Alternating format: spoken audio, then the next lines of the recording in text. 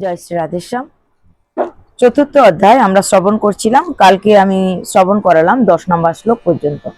আজকে আসুন 11 নম্বর শ্লোক থেকে শ্রবণ করি। হে অর্জুন, যে ব্যক্তি যেভাবে আমার ভজনা করেন সে ব্যক্তিকে আমি সেভাবে তুষ্ট করি। অর্থাৎ যে যেভাবে ভগবানের কৃপা পেতে চায়, যে যে ভাব নিয়ে ভগবানের উপাসনা করে, কিছু কামনা নিয়ে, বাসনা নিয়ে, কিংবা নিষ্কাম ভাবে, কিংবা ভগবত প্রাপ্তির জন্য যে যেভাবে ভগবানের উপাসনা করে, ভগবান ঠিক সেইভাবে তাকে সেই বস্তু প্রদান করেন, সেই সুখ দিয়ে থাকেন, অর্থাৎ তুষ্ট করেন। যে ব্যক্তি দেবতাদের পূজা করিয়া সিদ্ধি লাভ করিতে চান সে তাহা দ্বারাই সিদ্ধি লাভ করে, কিন্তু সেই ব্যক্তি মুক্তি লাভ করিতে পারে না। অর্থাৎ কোনো মানুষ বিভিন্ন দেবতার পূজা করে সিদ্ধি লাভ করতে চায়, তখন ভগবান কি করেন, সেই দেবতার ভিতরে দিয়েই তার মনের অভিষ্ট প্রদান করেন। তার দ্বারা তিনি সিদ্ধি লাভ তো করেন, কিন্তু তিনি মুক্তি লাভ করতে পারেন।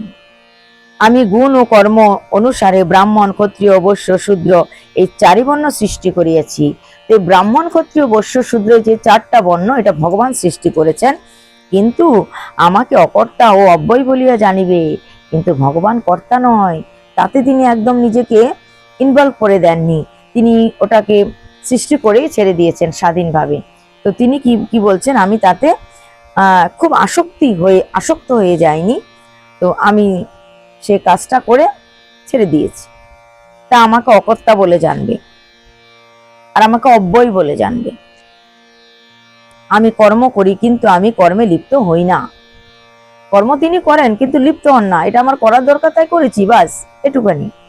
এটা আমার কর্তব্য, ফলের আশা তো করেনি না। তো সেই জন্য বলছে আমি তাতে লিপ্ত হই না।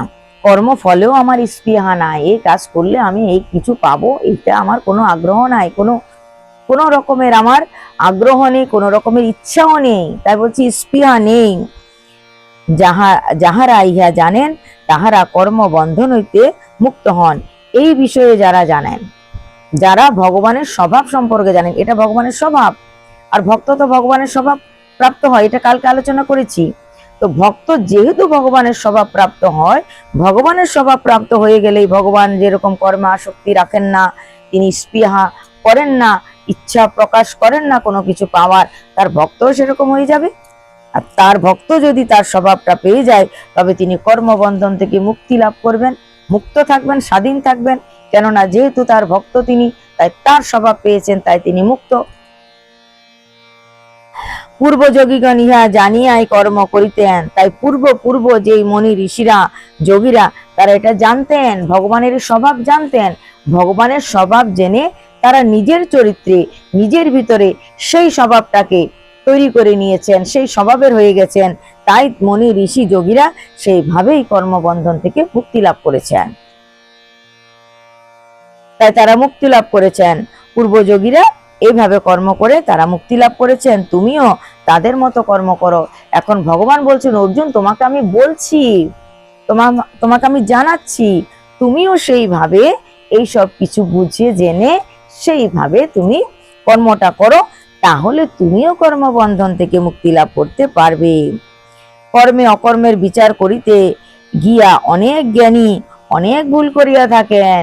এইখান থেকে শুরু করলেন ভগবান কর্ম অকর্মের বিচার, কোনটা কর্ম কোনটা অকর্ম সে বিষয়ে জ্ঞান দিতে লাগলেন। তাই তোমাকে কর্মতত্ত্ব বলিতেছি, যাহা শুনিলে মোক্ষ লাভ হয়।